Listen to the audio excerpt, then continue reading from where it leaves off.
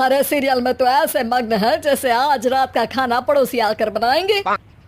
मुझे पता ही नहीं था आपने अपने बेटे की शादी पड़ोस में भी की हुई है। हैं? मतलब? मतलब इस घर में सारा काम बहू ही करती है, आप तो सिर्फ खर्राटे मारती हैं। अच्छा जी, फिलहाल तो तुम आराम फरमा रही हो, चलो जाओ, ये मेरे टीवी देखने का समय है। आहा, इसीलिए मुझे भगाया जा रहा है। सॉरी, अब तो बिल्कुल नहीं जाऊंगी।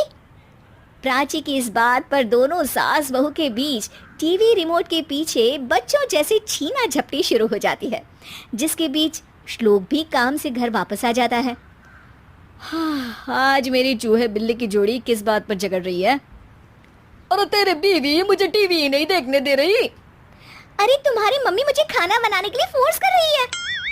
अरे वाह, ऐसे बेतुके रीजन पर तो बच्चे भी झगड़ा नहीं करते।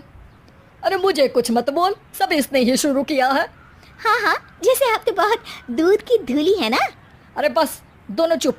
प्राची जाओ, खाने की तैयारी करो। और माँ तुम छोड़ो, तुम्हें क्या बोलूं, शांति से अपना सीरियल देखो, मुझे दोबारा लड़ने की आवाज़ सुनाई नहीं देनी चाहिए। ऐसा बोलकर श्लोक वहाँ से चला जाता है, जिसके पीछे पीछे प्राची भी कुछ न कुछ बड़बड़ाते हुए रसोई में चली जाती है। हाँ हाँ, सासू जी को तो कुछ बोलेंगे ही नहीं, बस मुझ पर ही हुक्म चलता है, खाना बनाओ, जैसे मैं इनके घर में खाना बनाने के लिए आई हूँ। इसी तरह शाम बीतती है और रात को श्लोक और प्राची की सास खाना खाकर सोने चले जाते हैं, लेकिन प्राची गुस्से में कुछ खाए बिना काम में ही लगी रहती है। इस घर में किसी को घंटा फिक्र नहीं पड़ता, मैं खाऊं या भूखी रहूं। प्राची कुछ देर के लिए रसोई से बाहर जाती है और जैसे ही वापस आती है तो वहाँ दूध का भरा ग्लास देखकर हैरान रह जाती है। फिक्र पूरी है, बस दिखाना नहीं है। प्राची दूध पीकर सोने चली जाती है और अगली सुबह एक बार फिर सास बहू का कार्टून नेटवर्क स्टार्ट हो जाता है।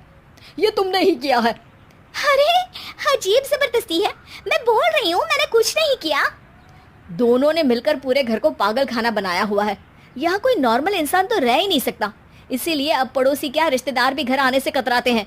और सुन बेटे, तू भी चंगा, तेरी माँ भी चंगी, तेरी बीवी भी चंगी, रिश्तेदार।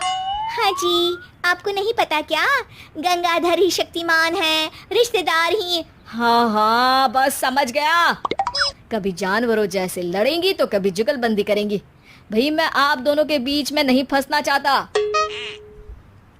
सास बहू की इस मन मौजी जोड़ी से परेशान होकर श्लोक अपना सिर खुजलाता वहां से चला जाता है। चलो अब मैं भी कीर्तन में जा रही हूँ। इस पर जैसे ही सास कमरे में अपना पर्स लेने जाती है तो वहाँ नाश्ते की प्लेट रखी देख मुस्कुराने लगती है और नाश्ता करके घर से बाहर निकलते हुए कुछ पैसे टेबल पर रख जाती है, जिसके कुछ देर बाद सिलेंडर वाला घर आता है। ओ मोरी मैया, मैं सिलेंडर के बारे में तो बिल्कुल भूल ही गई थी। घर खर्च के सारे पैसे भी मम्मी के पास है और श्लोक से बोला तो उल्टा 4 बात सुनाएंगे।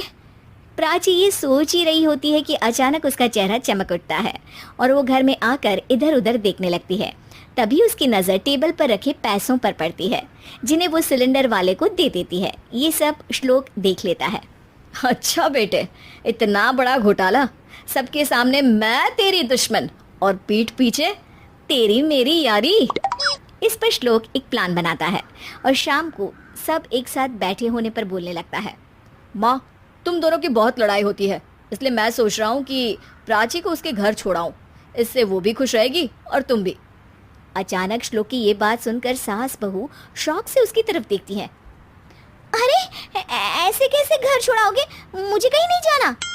अरे तुमने बोला नहीं पर मैंने सुन लिया, तुम्हें मम्मी के साथ रहना अच्छा नहीं लगता, मुझे पता है। अरे वो अरे, जब बहू खुद कुछ काम बोले तो वो तुझे सुनता नहीं, और अब जो इसने बोला ही नहीं वो तू समझ गया। जब उसे नहीं जाना तो फिर जबरदस्ती क्यों कर रहा है? अच्छा, फिर आपको मौसी के घर छोड़ाता हूँ। बस अब आप दोनों एक घर में एक छत के नीचे नहीं रह सकती। मैं इस टॉम एंड जेरी की जोड़ी को और नहीं झेल सकता। है? ऐसे कैसे नहीं रह सकते? तुम्हें इतनी दिक्कत है तो तुम्हारा बोरिया बिस्तर पैक कर देती हूँ, लेकिन मम्मी जी कहीं नहीं जाएंगी। बिल्कुल यही सुनना था मुझे। अगर दोनों में इतना ही प्यार है फिर हर वक्त ये लड़ाई का नाटक क्यों करती हो? देखा मैंने कैसे माँ किचन में दूध रखती है और तुम उनके लिए कमरे में नाश्ता रखती हो, और कैसे वो पहले ही तुम्हारी दिक्कत समझकर घर में पैसे रखकर बाहर जाती है। अरे भाई, इतना ड्रामा तो डेली सोप में भी नहीं होता। जितना तुम दोनों ने इस घर में फैलाया हुआ है। तू हमें टॉम एंड जेरी बोलता है ना, तो याद कर वो दोनों भी एक दूसरे को बाहर वालों की बुरी नज़र से बचाने के लिए हमेशा सबके सामने लड़ते थे, लेकिन अकेले में दिक्कत के समय